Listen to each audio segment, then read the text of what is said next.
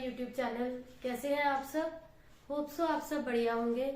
So students, एक बहुत important topic जो है कैश फ्लो स्टेटमेंट का 8 मार्क्स का ये क्वेश्चन डेफिनेटली बोर्ड एग्जाम्स में आता है, जो आप सबका करेक्ट हो सकता है। थोड़े से इम्पोर्टेंट पॉइंट्स हैं जो हमें माइंड में रखनी है, अदरवाइज इस क्वेश्चन को करना बहुत इजी है कैश फ्लो स्टेटमेंट को। तो कैश फ्लो स्टेटमेंट की जो एडजस्टमेंट्स आती हैं दैट आर टू इजी, एक बार आपको कॉन्सेप्ट क्लियर होना चाहिए।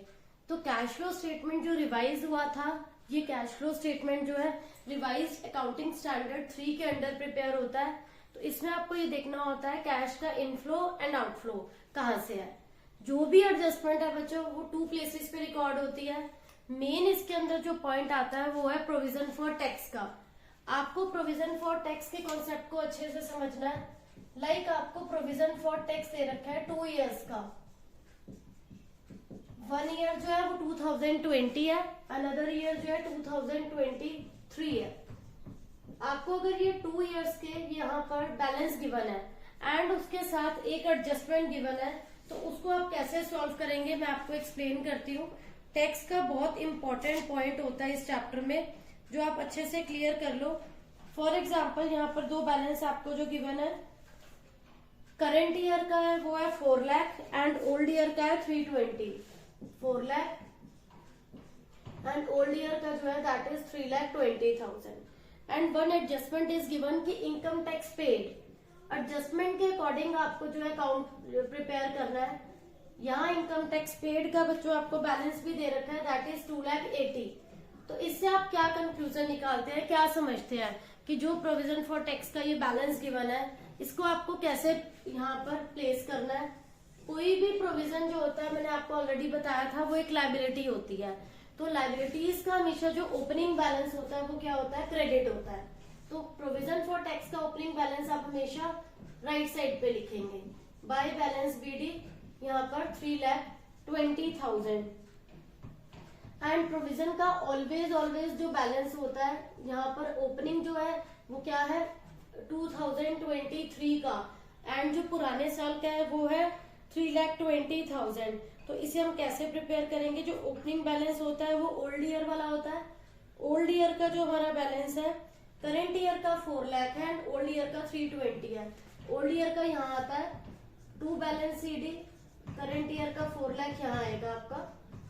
ओपनिंग हमेशा इसमें यहाँ होता है एंड क्लोजिंग यहाँ होता है। इसके बाद जो टैक्स पेड का अमाउंट गिवन है, इसकी एडजस्टमेंट क्या होती है बच्चों, ये आप अच्छे से समझ लीजिए। इनकम टैक्स पे कर चुके हैं हम, जो वो है 280, तो इनकम टैक्स के अकाउंट में आप उसको प्लेस कहाँ करेंगे। टैक्स पे जो आप ऑलरेडी कर चुके हैं उसकी जर्नल एंट्री होती है income tax account debit to bank account. तो इनकम टैक्स के कॉलम में वो किस नेम से आएगी, टू बैंक के नेम से, कि ये वाला टैक्स हमने पे कर दिया 2,80,000 का अमाउंट। तो इधर का टोटल आपका बच्चों अगर ज्यादा आ रहा है in comparison to credit side, तो यहाँ पर जो डिफरेंस आएगा उसको आप क्या नेम देंगे, इसे हम बाय स्टेटमेंट ऑफ P&L का नेम देते हैं and this is known as tax made statement of P&L account. और आप इसे ब्रैकेट में लिखते हैं tax made during the year. One balance is tax paid, another balance is tax made. 6,80,000 में से 320 अगर सब्ट्रैक्ट करें, यहाँ पर आते हैं 3,60,000। तो आपको अगर टैक्स मेड क्वेश्चन में गिवन है, आप टैक्स पेड की कैलकुलेशन करेंगे and if tax paid is given तो आप टैक्स मेड की कैलकुलेशन करेंगे। ये आपको माइंड में रखना है, which balance is given to you. तो ये एक बहुत इंपॉर्टेंट पार्ट है। इसको आप कैसे ट्रीट करते हैं, जब आप कैश फ्लो का ऑपरेटिंग एक्टिविटीज का कॉलम बना रहे हैं, ऑपरेटिंग एक्टिविटीज का, वहां पर starting figure is net profit before tax. उस नेट प्रॉफिट बिफोर टैक्स में there are different types of situation can be there.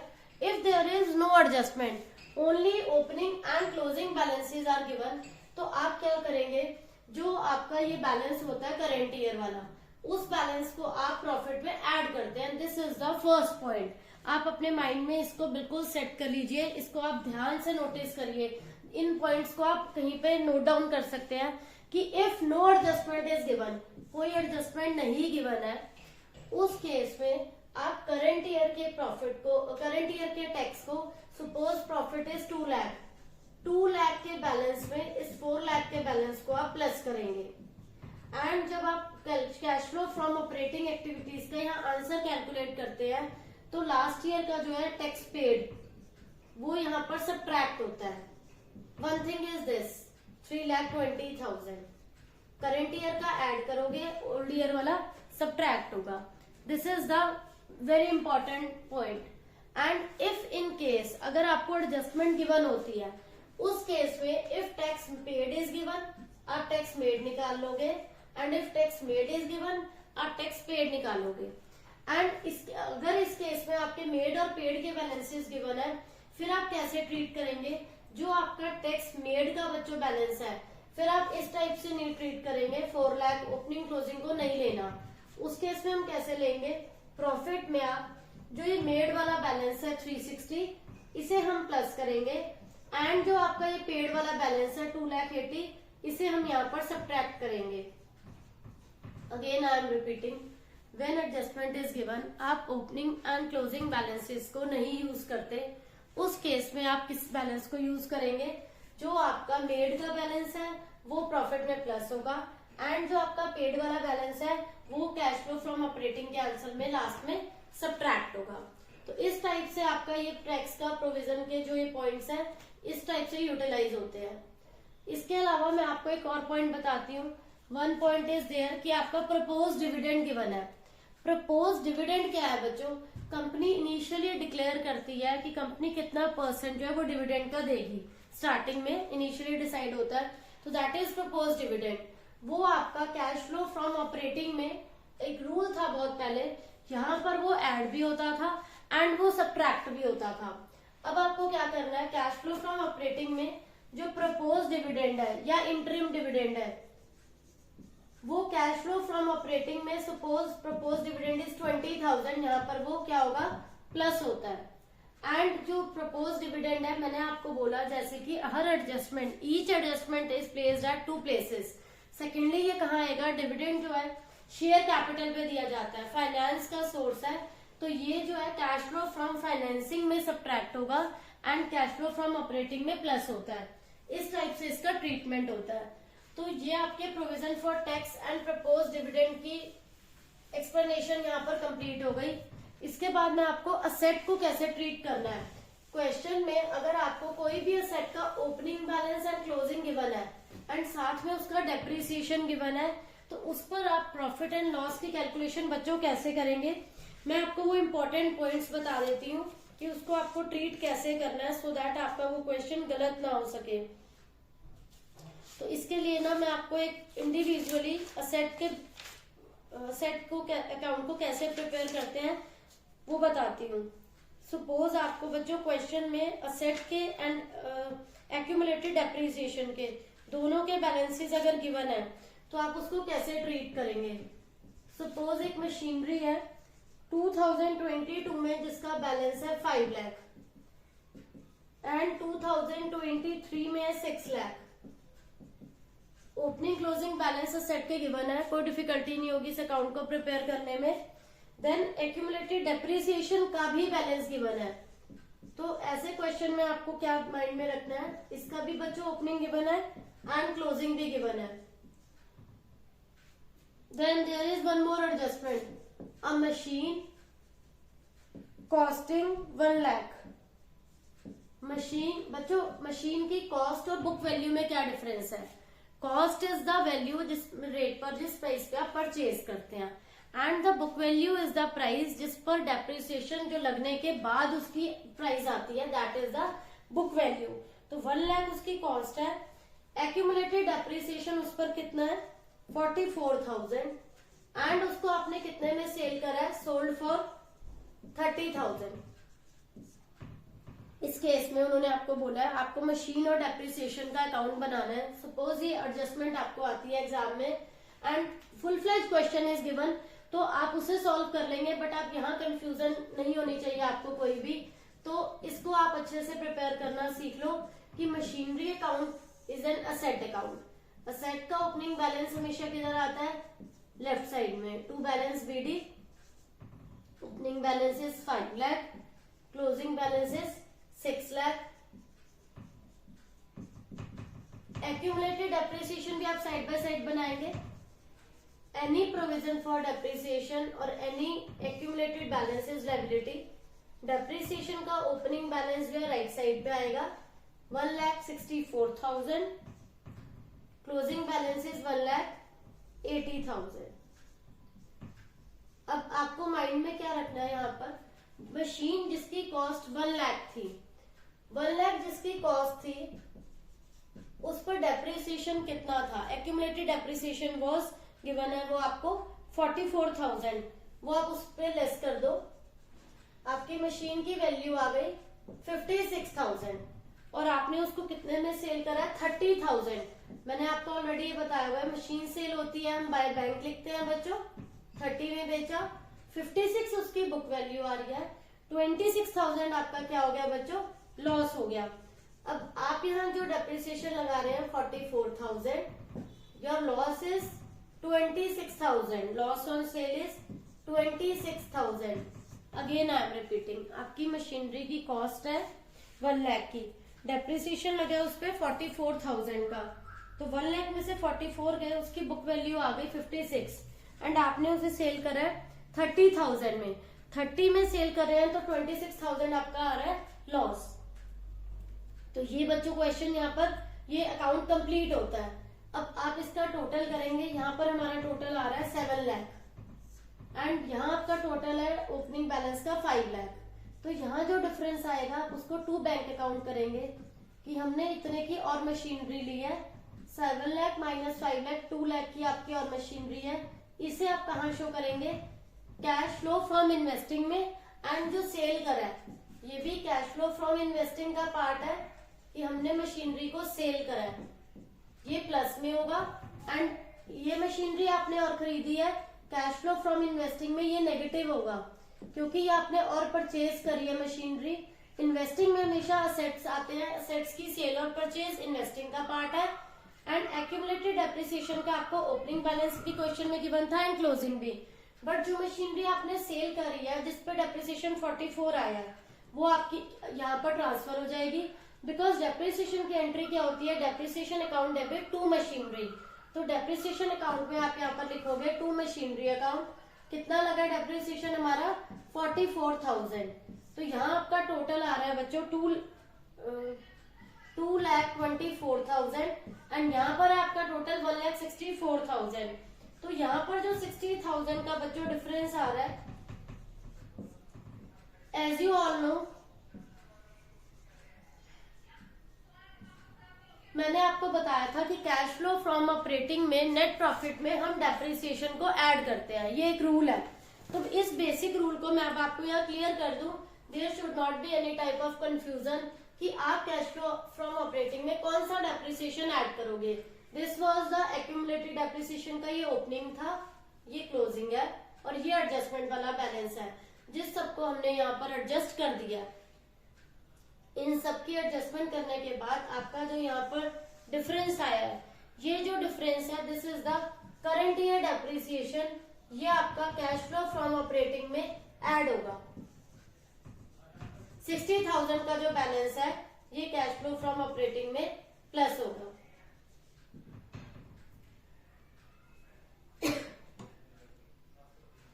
तो यहाँ पर ये कंसेप्ट कंप्लीट हो गया कि डेप्रिसिएशन का बैलेंस कैसे निकाला। कैश फ्लो फ्रॉम ऑपरेटिंग में ये बैलेंस ऐड होगा, कैश फ्लो फ्रॉम ऑपरेटिंग में जो सेल आई है मशीनरी की 26,000 ये भी ऐड होगी, एंड जो सेल परचेज का बैलेंस है वो कैश फ्लो फ्रॉम इन्वेस्टिंग में आएगा। फाइन। इनके अलावा एक जो इम्पोर्टेंट पॉइंट है वो आप सबको पता होना चाहिए, वो क्या पॉइंट है, एक पॉइंट गिवन होता है क्वेश्चन में बच्चों कि डिविडेंड वॉज पेड, या फिर ऐसे भी मेंशन होता है interest was paid on debenture, but आपको ये नहीं मेंशन होता वो कौन से ईयर के डिबेंचर्स पे इंटरेस्ट निकालना है। तो वो आपको कैसे पता चलता है, उसमें दो तरीके की आप अजम्पशन लेके कर सकते हो बच्चों कि ओपनिंग पे इंटरेस्ट निकाला है या क्लोजिंग पे इंटरेस्ट निकाला है। मैं आपको क्लियर कर देती हूँ उस पॉइंट को भी कि आपको कोई भी कंफ्यूजन ना रहे।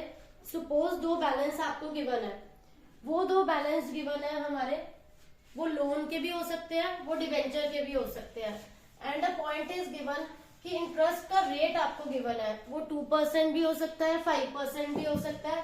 तो आप जो है डिबेंचर किस इंटरेस्ट जो है कौन से बैलेंस पे कैलकुलेट करेंगे?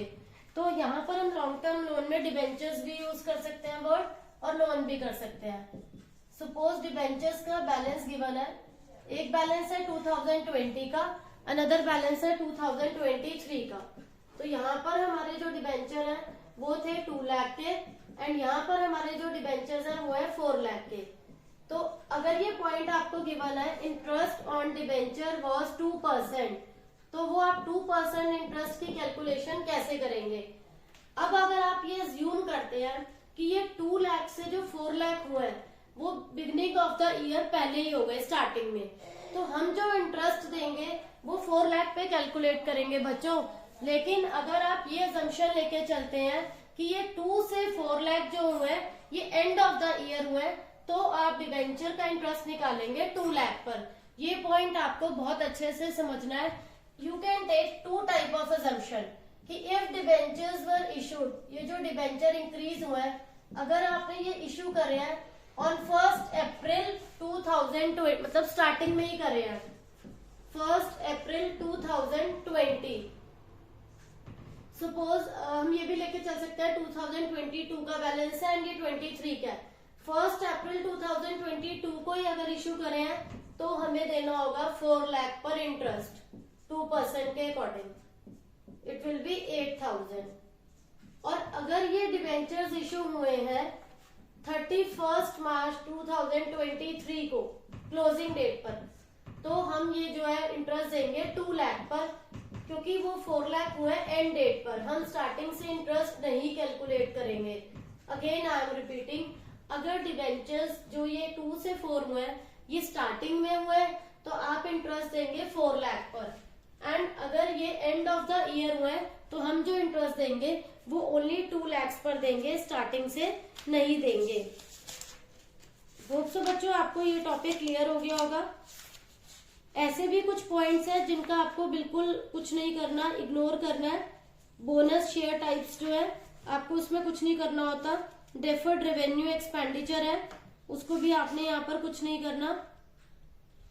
डेफर्ड रेवेन्यू एक्सपेंडिचर का यहाँ कोई भी इफेक्ट नहीं आएगा।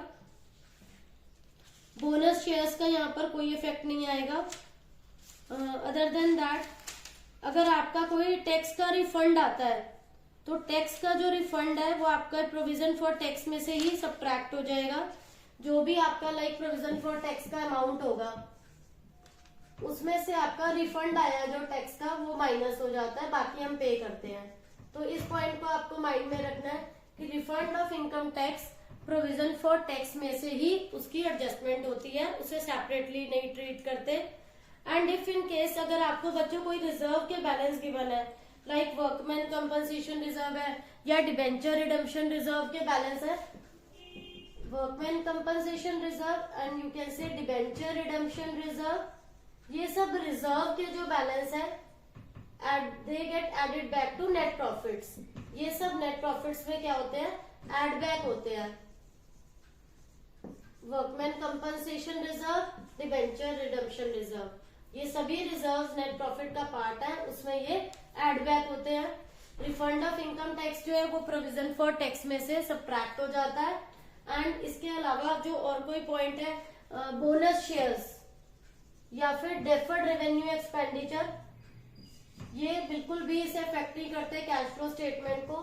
डेफर्ड रेवेन्यू भी नहीं करेगा एंड बोनस भी नहीं करेगा, they do not affect the cash flow statement. तो बच्चों ये कुछ पॉइंट्स हैं जिन्हें आपको माइंड में रखना है while preparing cash flow statement. मैंने आपको ब्रीफ में सभी पॉइंट्स कवर कर दिए हैं। असेट से रिलेटेड भी, ओपनिंग क्लोजिंग की प्लेसमेंट कहाँ होती है, डिविडेंड का पॉइंट भी, इनकम टैक्स का मेड पेड को कैसे ट्रीट करना है, एंड इफ इंटरेस्ट का पॉइंट आए डिबेंचर्स का तो उसे कैसे सॉल्व करना है डिबेंचर्स के इंटरेस्ट के पॉइंट को। एंड इफ इन केस ये पॉइंट आता है आपका बोनस शेयर्स गिवन है या डेफर्ड रेवेन्यू, उसे आप इग्नोर करोगे। रिफंड को आप प्रोविजन फॉर टैक्स में कवर करेंगे। तो ये सभी पॉइंट्स जो है ये आपको अच्छे से माइंड में रखने हैं। These all are very very important points while preparing cash flow statement, because जब एग्जाम में ये क्वेश्चन आता है हार्डली कोई ऐसा पॉइंट होता है जो इनसे डिफरेंट हो। इन्हीं पॉइंट्स में से ही कोई ऐसा पॉइंट है जो बोर्ड एग्जाम में आपका आएगा, अदरवाइज वो बहुत लेंथी नहीं आता, वो सिंपल क्वेश्चन ही होता है, बट इट टेक्स टाइम अगर आप उसकी प्रैक्टिस नहीं करते। तो आप इस टॉपिक की अच्छे से प्रैक्टिस करिए, तो इजीली बच्चों जो आप इसमें फुल मार्क्स, जो 8 मार्क का एक क्वेश्चन है ये आपका रॉन्ग नहीं होगा। एंड जो इसके बिल्कुल 1 मार्क वाले क्वेश्चन आते हैं कि कौन सी आइटम ऐसी है जो कैश फ्लो फ्रॉम इन्वेस्टिंग का पार्ट है या वो कैश फ्लो फ्रॉम फाइनेंसिंग का पार्ट है। फाइनेंसिंग में वो आते हैं जो फाइनेंस के सोर्स है, जैसे उसमें इक्विटी शेयर आएगा, प्रेफरेंस शेयर आएगा, बैंक लोन है, डिबेंचर्स है। तो जो शेयर मार्केट से रिलेटेड है, डिबेंचर्स है, बैंक लोन है, वो आपके फाइनेंस के सोर्स है। उनसे रिलेटेड अगर डिविडेंड है या उनसे रिलेटेड इंटरेस्ट है, वो सब फाइनेंस में आते हैं। इन्वेस्टिंग में आपके असेट्स की सेल परचेज आएगी कि आपने असेट्स को जो सेल करा है या परचेज करा है, वो सारा आपका इन्वेस्टिंग में जाएगा। ऑपरेटिंग का फॉर्मेट मैंने आपको ऑलरेडी एक्सप्लेन किया हुआ है। डेप्रिसिएशन को आपको एड बैक करना होता है। गुडविल इन केस डिक्रीज हो रही है तो वो एड बैक होगी, इंक्रीज हो रही है तो वो कैश फ्लो फ्रॉम इन्वेस्टिंग का पार्ट है। तो इन्हीं सब बातों का आपको ध्यान रखना है। करंट असेट्स इंक्रीज हो रहे हैं, वेदर इंक्रीज हो रहे हैं तो वो सब्ट्रैक्ट होते हैं, डिक्रीज हो रहे हैं तो वो एड बैक होते हैं। सिमिलरली करंट लायबिलिटीज इंक्रीज हो रही हैं तो एड होंगी एंड डिक्रीज हो रही है तो सब्ट्रैक्ट होंगी। तो ये कुछ पॉइंट्स है बच्चों जो आपको अच्छे से रिवाइज करना है, सो दैट आपका ये टॉपिक, आपका ये क्वेश्चन बिल्कुल करेक्ट हो बोर्ड एग्जाम में। तो होप सो बच्चों आप सबको ये पॉइंट सब क्लियर हो गए होंगे, कोई डाउट नहीं होगा। Still you are having any doubt, please ask me in comment section. Thank you.